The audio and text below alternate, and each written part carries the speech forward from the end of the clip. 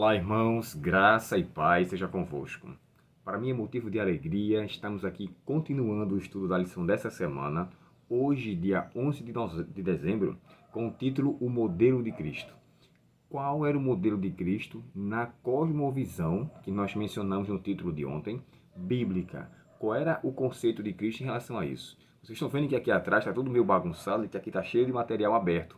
E eu tirei algumas coisas e deixei aqui. Por isso que está faltando um aqui, tem um buraco lá em cima, tem outro aqui do lado. Está tudo cheio de buraco, mas está tudo aqui para que a gente possa fazer uso do conteúdo que precisamos apresentar para vocês hoje. De antemão, irmãos, quero desejar uma feliz semana.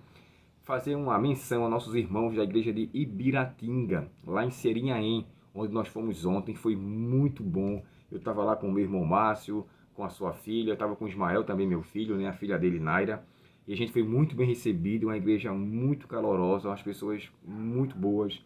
O irmão Sebastião também estava lá, uma pessoa que nós conhecemos de Ribeirão, muito tempo que nós tínhamos o conhecimento com ele, nós o conhecemos.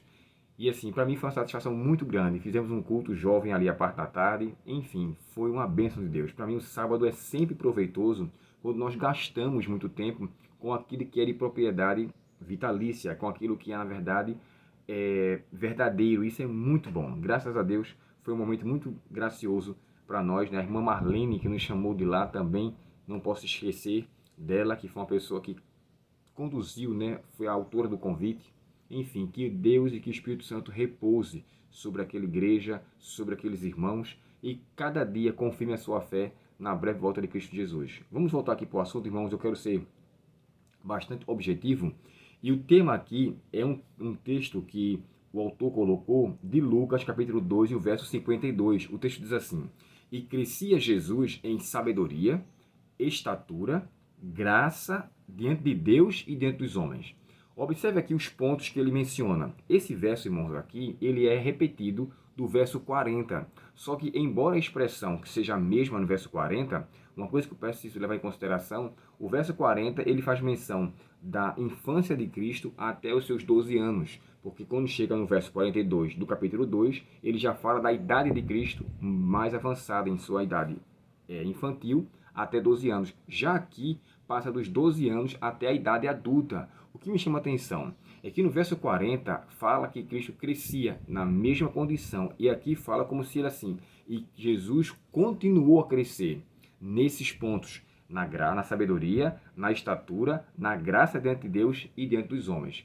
É extremamente importante ver esse crescimento de Cristo aqui. Um ponto que merece consideração. Primeiro, irmãos, Jesus ele era 100% humano. Jesus não era meio humano e meio divino. Ele era 100% humano e 100% divino. Por isso que a expressão que é dita sobre ele é divino-humano, não divino e humano, divino-humano, ou seja, as duas naturezas em uma só pessoa. Porém, o que deve levar em consideração é que como Jesus era 100% homem, ele precisava aprender, desenvolver, crescer, amadurecer, ler, estudar, sabe? Jesus ele teve todas as características, irmãos, de um ser humano comum. Então é bom levar com muita clareza que, embora ele não tenha sido infectado pelo pecado, mas ele foi afetado pelo pecado. E o afetar pelo pecado envolvia debilidades humanas. E essas debilidades, quais são elas? Sentia fome, sentia sede, sentia necessidades humanas normais. Jesus, normal isso ter acontecido, porque isso só demonstra e nos dá crédito de que ele realmente era 100% humano. E aqui, o que nos chama a atenção é que ele crescia em sabedoria. E em que consistia a sabedoria que Cristo tinha? Através de uma submissão que ele tinha ao Pai mediante o Espírito Santo. Isso não posso deixar de falar. No capítulo 4, irmãos, do Evangelho de Lucas, ele chega a descrever que o Espírito do Senhor estava sobre ele. Então, ele era o responsável de todo o crescimento de Cristo. E essa responsabilidade que o Espírito Santo o capacitava é a mesma que está disposta a nós hoje. Lembre-se da promessa de Cristo, né, quando ele fala assim: se vós, sendo os maus, sabeis dar boas dádivas aos vossos filhos, quanto mais vosso Pai Celestial vos dará o Espírito Santo aos que o pedirem. Então, assim, ele está concedendo. O termo aqui, que é dito como sabedoria, era aquele crescimento que Jesus concedeu, que era adquirido através de uma submissão. E é interessante isso aqui. A primeira pessoa, irmãos, que fala sobre sabedoria envolve temor. E não foi Salomão. Pasme com isso. Muitos levam que Salomão foi o autor da frase: o temor do Senhor é o princípio da sabedoria. Não. Quem primeiro falou sobre isso é uma pessoa que eu já disse a vocês aqui que eu amo muito, Jó, é o seu nome. E ele fala isso no capítulo 28 de Jó e o verso 28, quando ele fala que o temor do Senhor é o princípio do saber e o apartar-se do mal, o entendimento. E Jó, de fato, ele era assim. Mas continuando aqui, esse crescimento que Jesus tinha era através dessa condição. A sabedoria que vinha dele, a sabedoria que ele tinha, era por conta do seu temor a Deus. Assim como Jó falou, assim como Salomão também concluiu, o próprio Cristo viveu isso na pele. Ele viveu o temor de Deus através da sabedoria que era sobre ele derramada. Mais adiante, nós encontramos a estatura, ou seja, o crescimento físico de Cristo. Considere, irmãos, que embora a expressão que é dita que Jesus era carpinteiro, e alguns acreditam que ele era fazedor de móveis ou coisa do tipo, quando Marcos salienta sobre isso, ele já fala como um artesão, como alguém que construía coisas. E há quem diga que Jesus naquela época, ele era como se fosse um pedreiro, ele construía coisas também.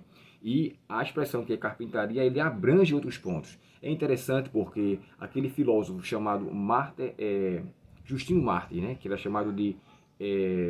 tem outro nome dele, rapaz, o nome aqui interior, Flávio Justino.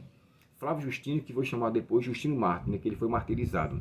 Ele, que viveu do período 102 depois de Cristo a 165, ele conta-se que nessa época pessoas se empenhavam em comprar coisas que Jesus fazia, levando em consideração que o crescimento físico de Cristo também ocorreu mediante ao seu trabalho braçal. Então é necessário, por isso que o trabalho é uma bênção para o desenvolvimento físico, não só para conceder força física, mas também intelecto mais amadurecido. Mais adiante, irmãos, aqui fala da graça. A graça que ele crescia envolve a espiritualidade.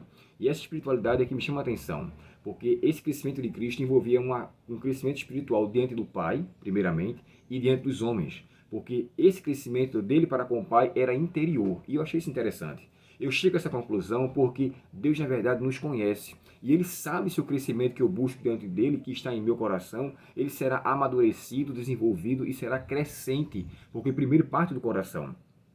E esse crescimento, ele era perceptível à vista de todos. Então, havia um crescimento ascendente, né, e um crescimento decrescente. Ou seja, aquele que era vertical, melhor dizendo, como horizontal.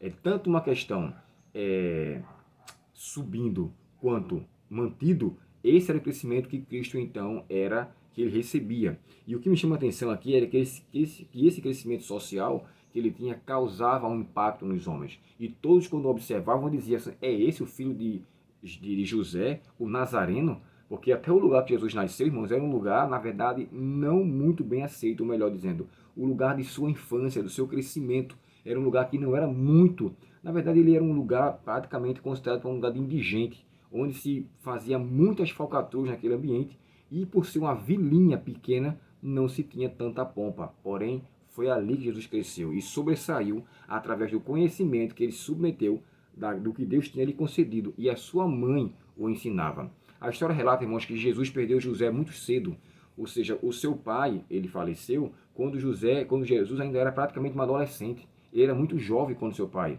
faleceu. Então, ele cresceu unicamente pela orientação do Pai Celestial através da sua mãe, Maria. E ele crescia, aqui como é mencionado, nesses pontos. Então, assim, o que me chama a atenção, que eu quero ressaltar com vocês, o crescimento de Cristo na graça dele interior é aquilo que deve estar, na verdade, alimentado em nosso coração. É por essa razão que o salmista diz assim, ó, se eu atender a iniquidade no meu coração, o Senhor não me ouvirá. Então isso é sério. Eu não posso falar com Deus ou fazer uma prece quando eu sei que meu coração tem algo ainda que eu alimento de errado. Deus não vai ouvir essa oração. O livro de Isaías, capítulo 59, o verso 1 e 2, diz assim, os vossos pecados causam barreira entre mim e vós. E o que o antecede fala assim, agora deu um branco, rapaz. Deu um branco. Rapaz, eu esqueci. O verso que o antecede. Mas espera aí. Já que eu sei onde é que ele está, deixa eu ler com vocês aqui. Isaías, capítulo 59, para ficar melhor. Agora eu me lembrei. Ele fala assim, ó. Eis que meu ouvido não está agravado a ponto de não poder ouvir, e nem a minha mão encolhida a ponto de não ser estendida. mas os vossos pecados causam barreira entre mim e vós. Ou seja, Deus está disposto. Eu não achei o texto, mas graças a Deus ele me lembrou. Deus, irmãos, ele descreve que ele não está em impossibilidade de poder nos assistir, mas é os nossos pecados que criam a dificuldade, que criam a barreira. E aqui, o que me chama a atenção é que esse salmista, quando fala que se eu atender a iniquidade no meu coração, o Senhor não me ouvirá, esse é um método que eu não devo alimentar, porque dessa forma eu não conseguirei ter um acesso ao Pai. E quando Spurgeon falou sobre isso, olha só que coisa interessante. No livro chamado Salmos, né, do pastor Hernandes Dias, tá?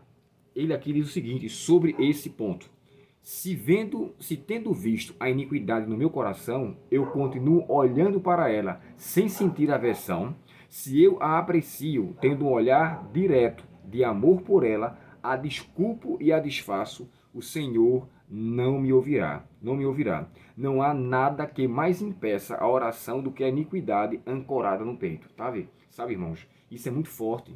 Não alimente em seu coração qualquer iniquidade que corrompa a sua relação com Deus. E mais embaixo, o autor, o Warren Wiersbe, né, aquele comentarista que nós temos aqui, inclusive, ele cita aqui embaixo assim, ó: quando reconhecemos o pecado em nosso coração, devemos julgá-lo, confessá-lo e abandoná-lo imediatamente. Do outro modo, o Senhor não pode trabalhar para o nosso bem.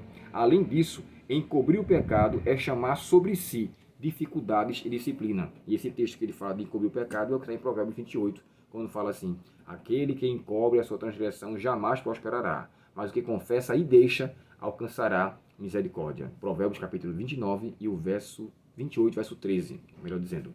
Então, irmãos, o que eu entendo aqui em consideração é isso.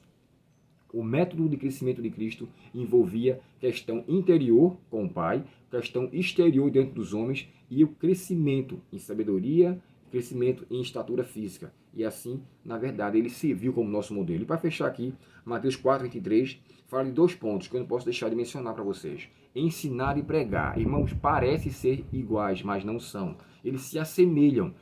Todo o tipo de sermão, ele é um ensino, mas nem todo ensino é um sermão. Melhor dizendo, toda pregação deve servir como ensino, mas nem todo ensino serve como pregação. Porque alguém pode ensiná-lo a você sem estar pregando a você. Porém, a pregação ela faz com que leve a pessoa a uma reflexão, leva a pessoa ou a persuadir o seu coração de maneira que lhe faça rever o seu conceito. Aqui fala que Jesus ensinava, pregava e curava. Isso é interessante. Lembre-se que eu falei no capítulo 4, verso 18 de Lucas, que fala que o Espírito do Senhor estava sobre ele, e esses 3 verbos aqui, ensinar, pregar e curar, isso está em capítulo 12 da primeira carta aos Coríntios, quando ali é descrito os dons espirituais. Então, se Cristo tinha o Espírito Santo, logicamente ele tinha os dons do Espírito também. E aqui é descrito como ensinar, pregar e curar. Isso ele fazia e fazia muito. E a pergunta do autor aqui é: como o ministério tríplice de Cristo, ensinar, pregar e curar, pode ser realizado por nós hoje? Eu respondo para vocês na minha forma de entender. Se eu quero, na verdade, exercer o mesmo atributo que Cristo manifestava, com ensino, pregação e cura, eu tenho que ter o Espírito Santo. Eu tenho que buscar a sua presença. Eu tenho que ter uma relação íntima com o Espírito Santo. E assim, o Pai Celestial concederá, de acordo com a sua vontade, as bênçãos advindas do Espírito Santo.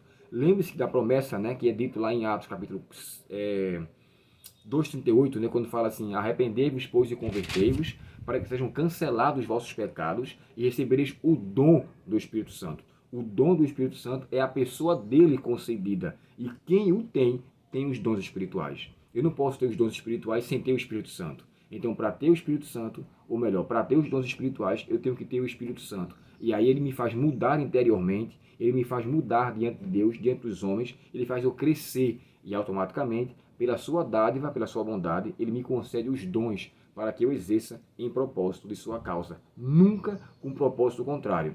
Os dons espirituais é para edificação da igreja e não para edificação do próprio eu.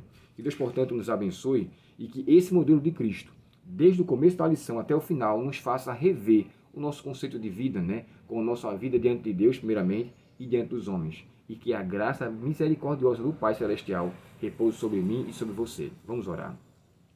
Querido Pai Celestial, obrigado pela promessa do Teu Espírito. E obrigado pelo modelo de Cristo em nós, referente aos seus atributos, o que ele realizava e como ele cresceu. Como ser humano, cresceu dependente do Espírito Santo. E esse crescimento, Pai, é concedido a cada um de nós hoje. Portanto, nos ajuda a nos apropriar desse crescimento e nos dá alegria na santa salvação do Senhor. Pedimos essas bênçãos com perdão dos pecados, agradecidos em nome de Cristo Jesus. Amém. Deus muito te abençoe, se inscreva, curta, dê o seu like, compartilhe e faça com que a palavra de Cristo chegue a muitos outros corações. Deus abençoe você e até o nosso próximo estudo. Até logo.